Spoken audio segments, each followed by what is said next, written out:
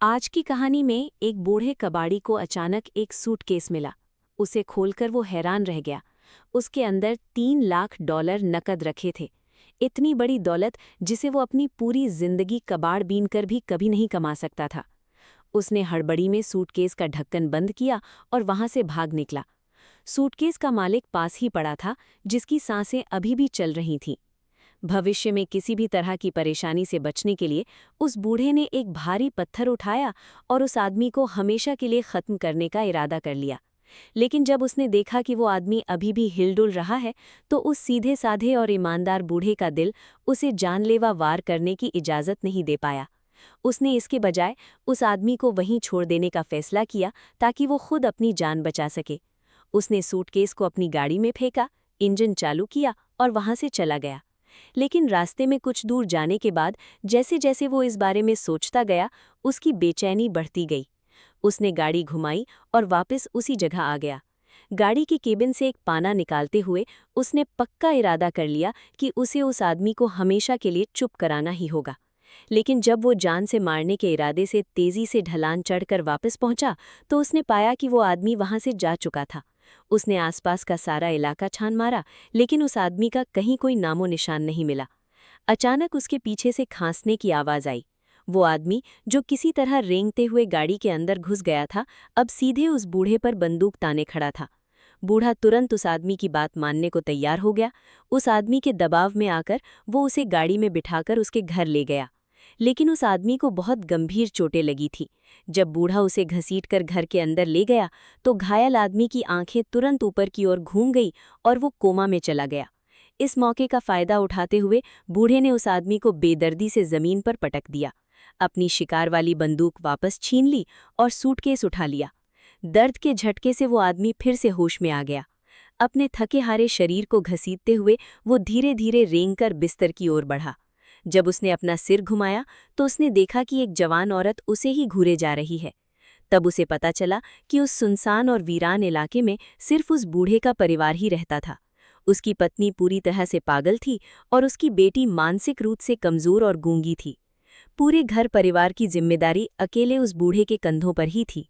इतने सारे पैसे देखकर उस बूढ़े की बेटी खुशी से फूली नहीं समा रही थी। मन ही मन थोड़ी सी ग्लानि महसूस करने के बावजूद वो उस घायल आदमी से अपनी बातें साझा करने से खुद को रोक नहीं पाई। वो 20 सालों से ये जगह नहीं छोड़ी थी। इस पैसे से वो आखिरकार बाहर जाकर बाहरी दुनिया देख सकती थी। इसलिए उसने पैसे अपने पास रखने का पक्का इरादा कर लिया था और उस आदमी को मरना ही था। उसने ऊपर से तो एकदम बेपरवाह होने का दिखावा किया, हालांकि असल में वो चुपके से किसी कोने में जाकर रोती थी, क्योंकि दिल से वो बूढ़ा आदमी एक नेक और ईमानदार इंसान था, जिसमें सिर्फ पैसों के लिए किसी का खून करने की हिम्मत नहीं थी, जब तक कि वो सप्लाई ट्रक नहीं आ गया। उस घायल आदमी ने ट्रक के ड्राइवर पर हमला करने की कोशिश की। बूढ़े आदमी को एहसास हो गया कि ये आदमी बहुत ज्यादा खतरनाक है। अब वो और ज्यादा नरम दिल नहीं रह सकता था। जैसे ही सप्लाई ट्रक वहां से चला गया, उसने तुरंत उस घायल आदमी को घसीटकर बाहर निकाला। जैसे ही उसने अपनी राइफल उस पर तानी, उसने देखा कि उसकी बेटी थोड़ी ही दूरी से उसे देख रही है। उसकी मौजूदगी से उसका इरादा टूट गया। वो रेगिस्तानी डाकू बुरी तरह जख्मी था। जिंदा रहने की जिद में उसने एक सीधी साधी लड़की को बहला फुसलाकर अपनी देखभाल करने के लिए राजी कर लिया था। ये देखकर बूढ़ा आदमी गुस्से से आग बबूला हो गया। उसे अपनी बेटी पर गुस्सा आ रहा था कि उसमें जरा भी आत्मसम्मान नहीं था। वो जिस भी आदमी को देखती उसी पर लट्टू हो जाती, और उतना ही गुस्सा उसे खुद पर भी आ रहा था कि वो कितना कायर था, जिसने उस डाकू को मारने में इतनी देर कर दी। हालांकि अब तक उसने अपनी किस्मत के आगे घुटने टेक दिए थे। चूंकि उसमें एक बुरा इंसान बनने की हिम्मत नहीं थी, इसलिए उसने तय किया कि वो जैसा है वैसा ही रहेगा। इस तरह उसने डाकू के जख्मों का इलाज करना शुरू कर दिया। फिर भी जब वो थोड़ी देर के लिए दवा लेने चले वहां से हटा, तो उसने एक बार फिर अपनी बेटी को उसी तरह से बेहुदा हरकतें करते हुए देख लिया। ये नज़ारा देखकर बूढ़ा आदमी इतना ज्यादा भड़क गया कि उसकी आंखों से आंसू छलक पड़े। अपनी सेहत सुधरने के दौरान वो डाकू लगातार उस लड़की के साथ छेड़खानी करता रहा। वो लड़की अपनी नादानी में उसकी इस तरह की हरकतों पर पूरी तरह से मोहित हो गई थी। आखिरकार बूढ़े आदमी ने बीच बचाव करना छोड़ दिया।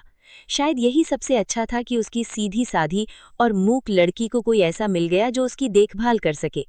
उसे लगा कि उनके दिन इसी शांत दिनचर्या में बीतते रहेंगे, लेकिन तभी अचानक उस डाकू का साथी आ पहुंचा। साथी ने अपनी पिस्तौल में एक स्टॉक जोड़ा और पलक झपकते ही उसे एक काम चलाऊ स्नाइपर राइफल में बदल दिया। इस सुनसान रेगिस्तान में किसी दूसरे जीवित इंसान से मिलना एक बहुत ही दुर्लभ घटना थी, और साथी ने तुरंत उस बूढ़े आदमी पर अपनी बंदूक का निशाना साध लिया। हालांकि वो देखने में सभ्य और नरमदिल लगता था, लेकिन असल में वो उस डाकू से कहीं ज्यादा चालाक और बेरहम था। उसने बूढ़े आदमी को कोई बहाना बनाने या कोई सफाई देने का जरा भी मौका नहीं दिया। उसने बस बूढ़े आदमी का वाहन छीन लिया। बूढ़े आदमी ने मौका पाकर साथी की बंदूक छीनने की कोशिश की, लेकिन साथी के चेहरे पर जरा भी डर नहीं दिखा, क्योंकि बंदूक में गोलियां ही नहीं थीं। बूढ़े आदमी को एहसास हो गया कि उसके दुश्मन का दिमाग कितना गहरा और हिसाब किताब लगाने वाला है, और पल भर में ही उसके मन से विरोध करने के सारे विचार गायब हो गए। साथी ने ये पूछने की भी जहमत नहीं उठाई कि डाकू कहाँ है। उसने बस बूढ़े आदमी से अपना पैसा सौंपने की मांग की। बूढ़ा आदमी तुरंत उसे बाहर ले गया ताकि वो जमीन में गड़ा हुआ संदूक निकाल सके। संदूक खोदकर निकालने के बाद वो वापस अपने घर ले आया। उसे हैरानी हुई जब साथी की नजरें तुरंत उस लड़की पर जा टिकी।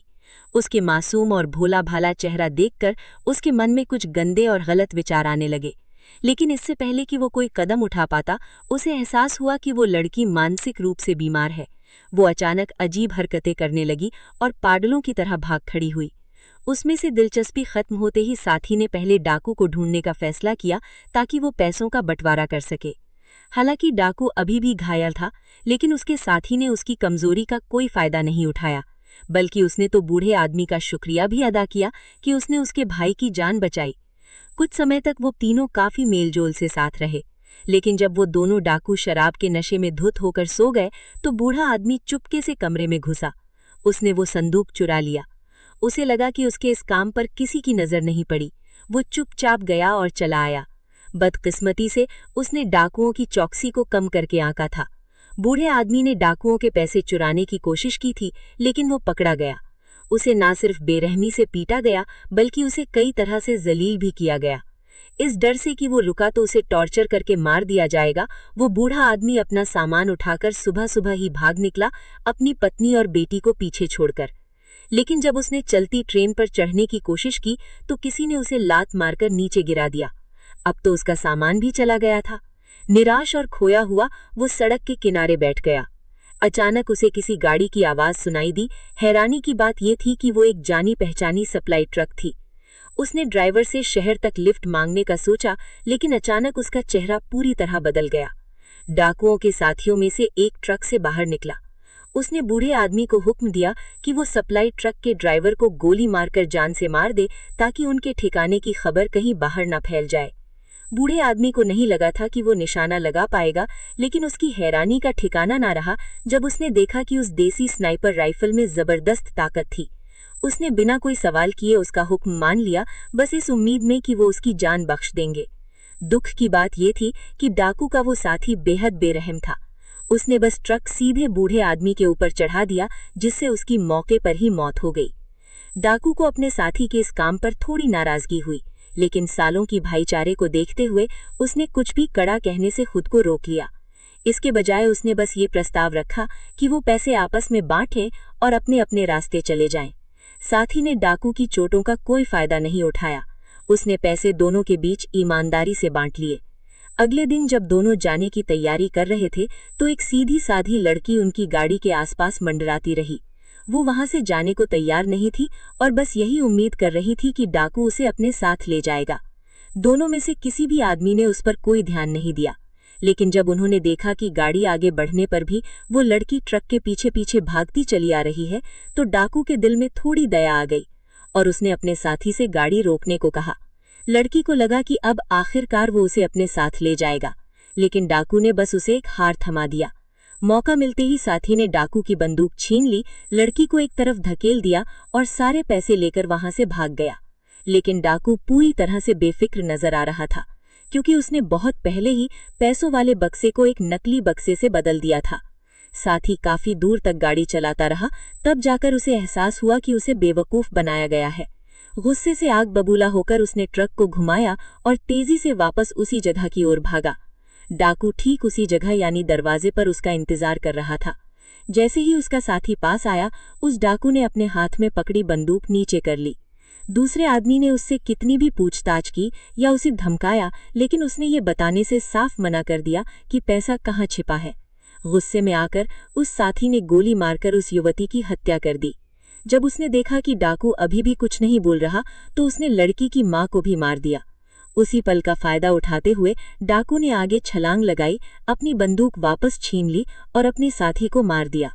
एक बेरहम डाकू होने के नाते वो यहाँ हमेशा के लिए नहीं रह सकता था। फिर भी उस सीधी साधी माँ और बेटी को यूं ही छोड़ देने की हिम्मत उसमें नहीं थी। इसलिए उसने उन्हें मारने के लिए एक साथी की मदद ली, ताकि वो उनसे सारे रिश्ते तोड़ सके और अपनी घुमक्कड़ जिंदगी फिर से शुरू करने के लिए आजाद हो सके।